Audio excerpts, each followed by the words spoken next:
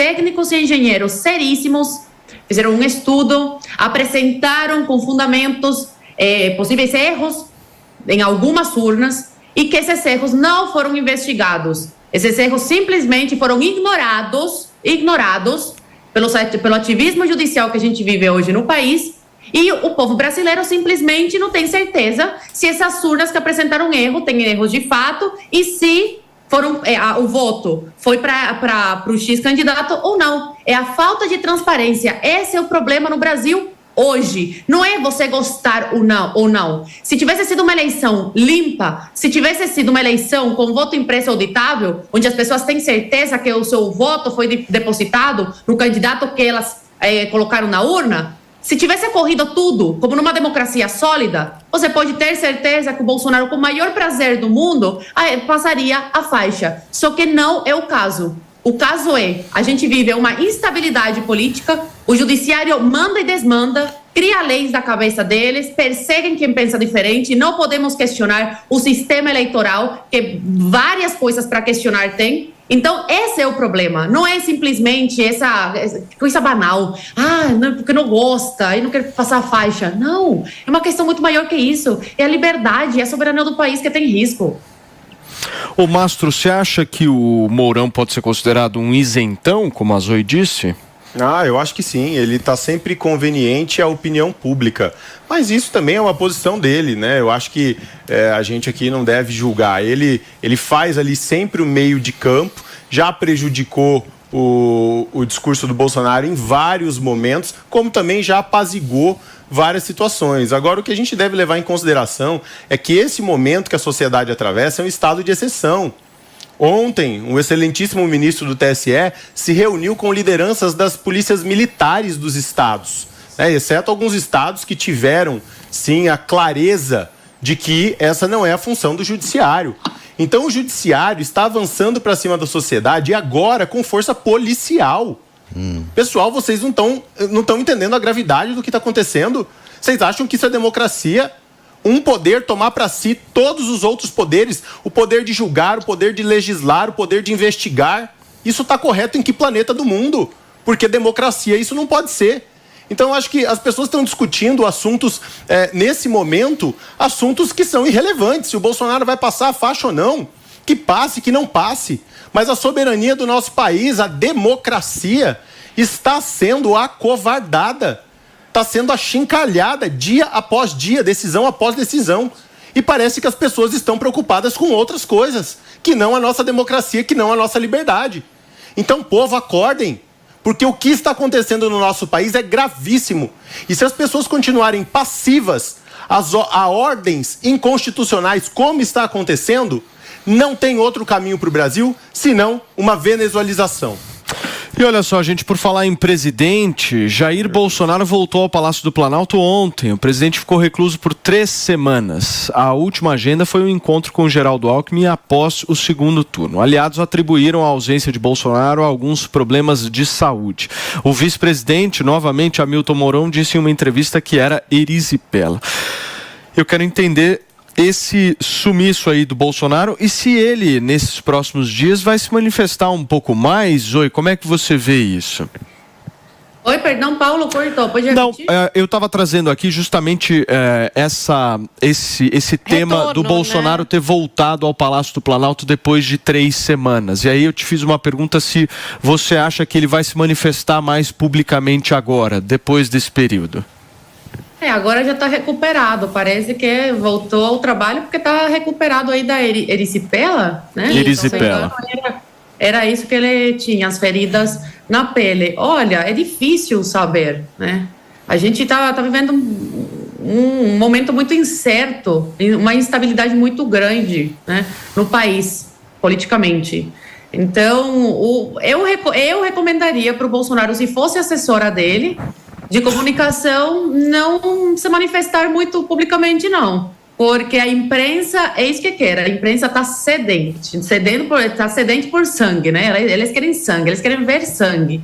E por mais que o Bolsonaro venha a público e tome cuidado com todas as palavras e fale da forma mais delicada possível, a imprensa sempre consegue arranjar uma forma de problematizar cada fala, cada frase, cada palavra, cada gesto, cada ação que o Bolsonaro faz. E é isso que a imprensa quer. A imprensa quer que o Bolsonaro venha público para eles cair matando, né? Já que não podem fazer muito isso com o outro aí, com o Lulinha, né? Porque é tudo love, o dinheiro vai voltar, né? Os financiamentos vão voltar. Eles não podem fazer isso, então eles querem o saco de pancada de volta aí à internet, a falar com o público e tudo mais, para ter, né, como atacar o Bolsonaro. Ele é quieto agora, a imprensa ficou um pouco sem assunto. E Zoe, só te completando, o governo de transição do Lula já está se preparando, inclusive, para criminalizar o Bolsonaro, porque houve movimentações ali, não me cabe trazer aqui também, não quero problemas e nem colocar a emissora em problemas, mas já houve movimentação no governo de transição, colocando pessoas ali, né, completamente ligadas ao Lula, diretamente, né, para um possível ministério, contra a corrupção, algo assim, que isso já mira, com certeza, tentar deixar o Bolsonaro criminalizado e inelegível para o próximo pleito. Então eu acho que ele está certo, tem que ficar mais do que quieto mesmo para tentar não se comprometer. Muito bem. Felipe Campos, você me pediu a palavra, meu amor? Sim, sabe por quê? Olha, prestem atenção. Também concordo com a Zoe, enfim. Mas uma coisa que me chama muito a atenção, pessoal, é que assim, quando o Bolsonaro, ele tomou a facada, enfim, daquele episódio no hospital, ele fez vários vídeos, enfim. Então eu acho que ele poderia ao menos entrar, e falar o seguinte, falar assim, pessoal, estou bem, em breve eu falo com vocês. E tá ótimo, não precisava falar mais nada, só para realmente a gente ter um controle e saber o que está acontecendo, e não simplesmente esse barco à deriva que a gente não sabe para onde vai. Você não tem, porque parece que está todo mundo órfão, porque você não tem de um lado, não fala sobre o que vai acontecer com o ministério, enfim, ninguém sabe o que vai acontecer. Por um outro lado, o Bolsonaro também não abre a boca, então começa a ficar complicado. Eu acredito que ele poderia, ao menos, porque em qualquer situação, ele pegava o celular, ele entrava, ele falava, ele fazia vídeo, e enfim. E de repente ele some, emudece.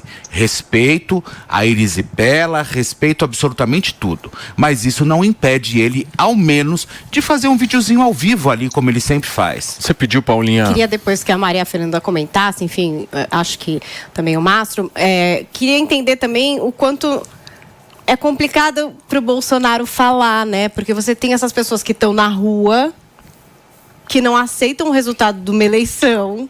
Então, por exemplo, dependendo do que ele falar, de repente ele acaba até decepcionando essa base que está, né, mais ativa, né? Querendo, por exemplo, gente, sério, ainda está lá na porta do quartel, querendo anular resultado de eleição.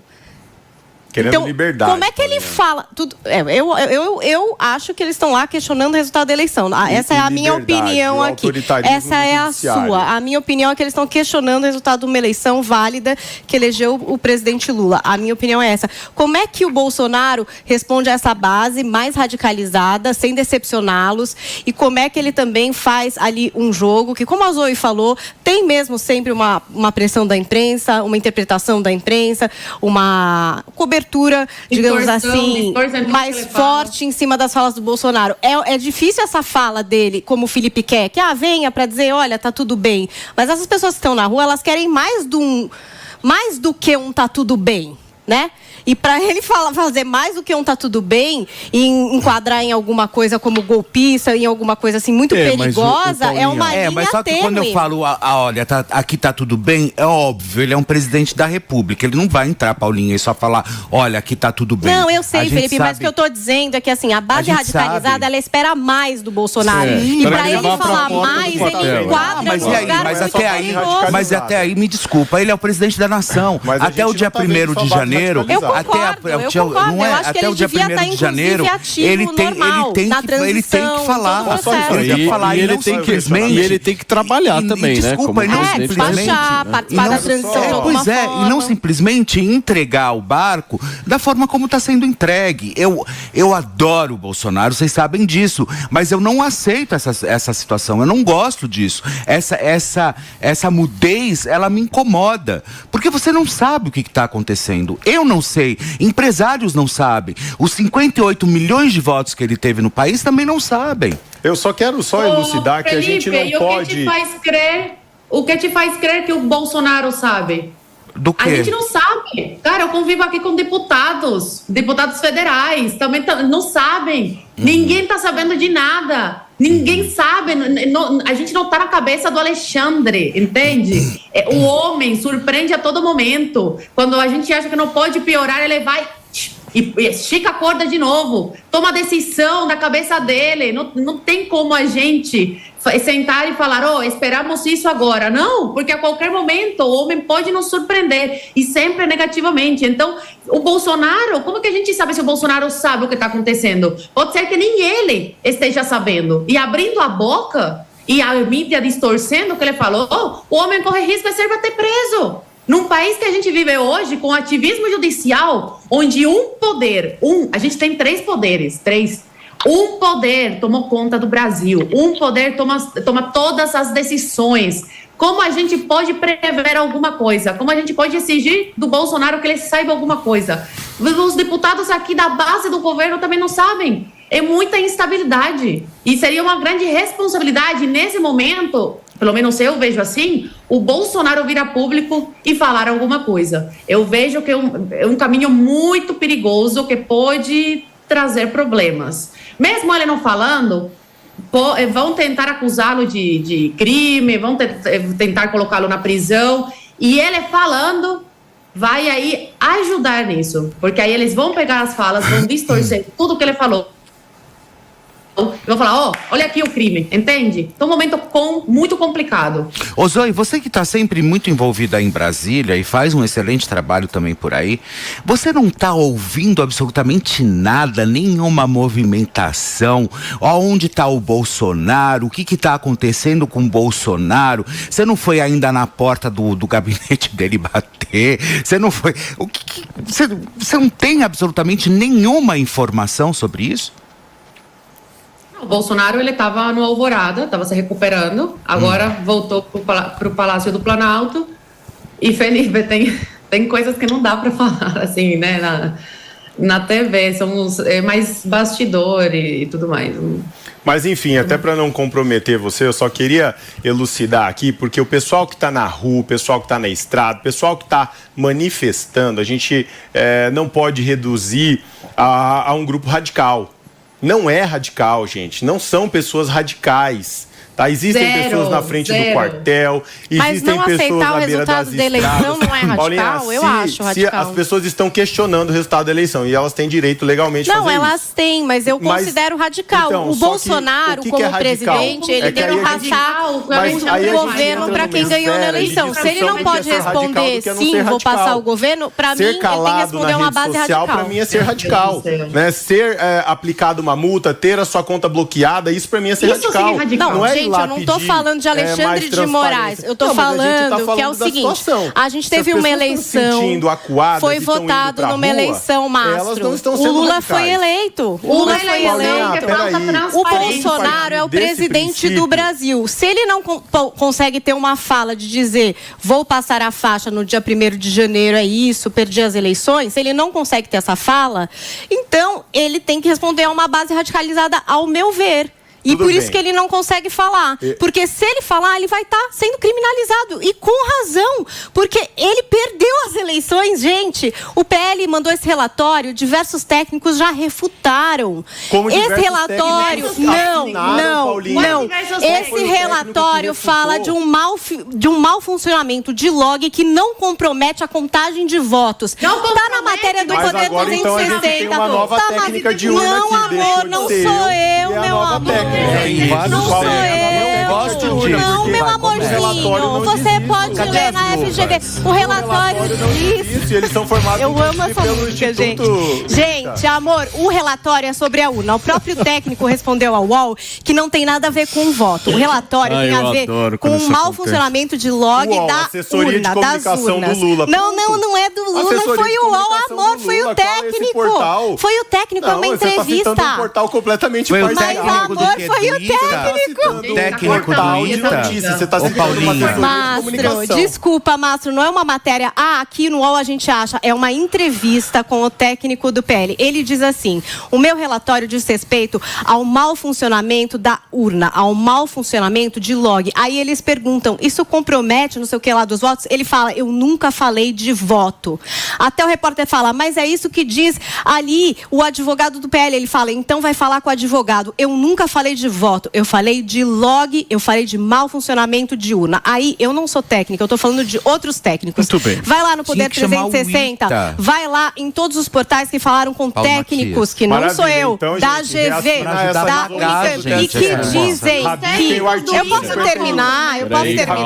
Vamos lá, Paulinha. Esses técnicos dizem o seguinte, de fato tem aí o mau funcionamento de log, que com cruzamento de dados não compromete aí a contabilização dos votos. Então, gente, é só isso. Esse documento do PL, ele vale tanto para primeiro e segundo turno e não prova. Não tem nada a ver com contabilização de votos. Em votos, o Bolsonaro perdeu, gente. E se ele não pode falar, admitir isso publicamente, lamento, ele responde a uma base radicalizada, sim. Resolução número 23. Não, chega, pelo amor de Deus. Chega, não, esse papo de log, meu, pelo amor de Deus, chega.